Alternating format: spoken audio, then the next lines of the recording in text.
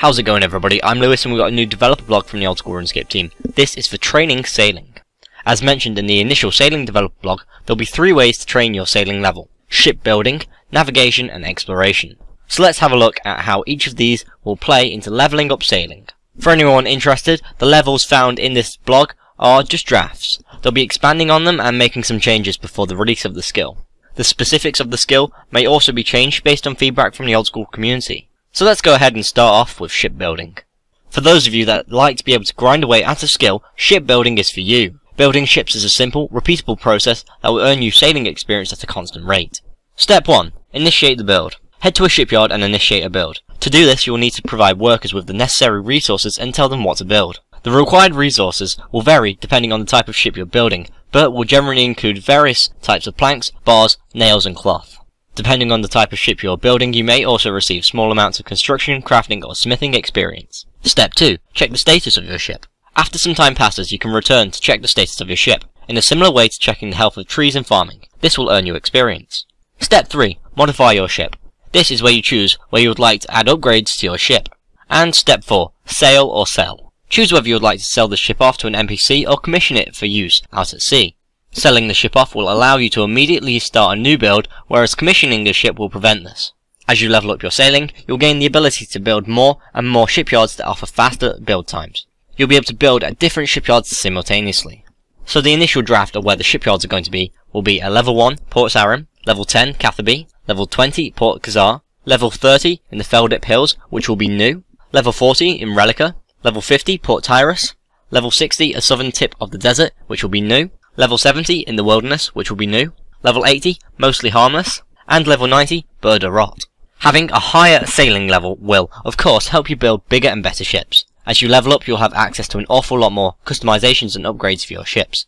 Perhaps the most important part of your ship is the hull. As you level up your sailing, you'll unlock the ability to build ships with stronger hulls, allowing you to take on heavier seas and lasting longer. So the drafts for what the hulls will be include: level 1 will be Crude, level 15 will be Oak, level 30 will be Willow, level 35 will be Teak, level 45 will be Maple, level 55 will be Mahogany, level 60 will be Yew, level 75 will be Magic, and level 85 will be Crystal. A higher sailing level will mean more firepower. It will be possible to upgrade the cannons you've built into your ship from bronze to dragon. If you plan to take to the seas, you may find yourself in need of some help from a big old cannon. And if your sailing level is high enough, you'll find yourself more able to reap the rewards of passing through the challenges that come your way. They've got a few examples of upgrades that we'll be able to add to our ships at different levels. There'll be a variety of additions between level 1 and 99, giving us a good reason to train the sailing skill as high as possible. So at level 3 you'll be able to get bronze hull plating, level 5 you'll be able to get bronze cannon and cannonballs, level 6 you'll be able to get a sapphire figurehead, level 10 you'll be able to get iron hull plating, level 12 you'll be able to get an iron cannon and cannonballs, at level 15 you'll be able to get an emerald figurehead, all the way to level 95 where you'll be able to get dragon hull plating, at level 97 you'll be able to get dragon cannon, and at level 99 you'll be able to get an onyx figurehead. Moving on to navigation. Point-to-point travel will be one of the key uses of sailing. As you level up your sailing, you will find yourself able to travel to more and more locations, including existing ports, islands, shipyards, and a number of brand new islands to explore. The first time that you take on a certain route, you'll be rewarded with a big lump sum of experience. Each subsequent trip along the same route will provide you with a small amount of experience. Moving on to exploration. For those of us that are truly adventurers at heart, exploration will be an excellent way to train your sailing. The content that you run into will be different every time as you take on randomly generated seas that will throw a variety of challenges your way. Completing these challenges will provide you with sailing experience. The different content you find coming your way when at sea will offer you opportunities to gather new resources that will be used both within sailing and throughout the wider game. So let's have a look at underwater caverns. Large underwater caverns will be one of the big attractions of sailing. Should you make your way to an underwater entrance, you'll be able to jump off your ship to explore the randomly generated cavern, containing brand new enemies and, of course, lots of potential loot. Your sailing level will determine how much you can explore, so being a master sailor will allow you to head to the furthest depths of these unexplored caverns. And of course, taking on a cavern will reward you with sailing experience. The next thing you can explore is random events. There'll be a huge number of potential challenges and encounters that you will find in the seas of Gelinor. These events will span from quick action, packed 2-minute adventures, to lasting as long as you can manage to stay afloat. All of these events will provide you with sailing experience. So let's run over just a few of the ideas that they plan to include. First of all, defend the settlement. A small island is under siege, and needs your help to defend against the attack. Then there's the Kraken encounters. You've seen what the Kraken can do in a dank cave. Now it's time to try your luck out at sea. There's also X marks the spot. You've discovered a small island. Perhaps there's a little more to it than it seems. And there's Cyclone Crisis. You've ended up in the midst of a cyclone. Save yourself and your ship by escaping.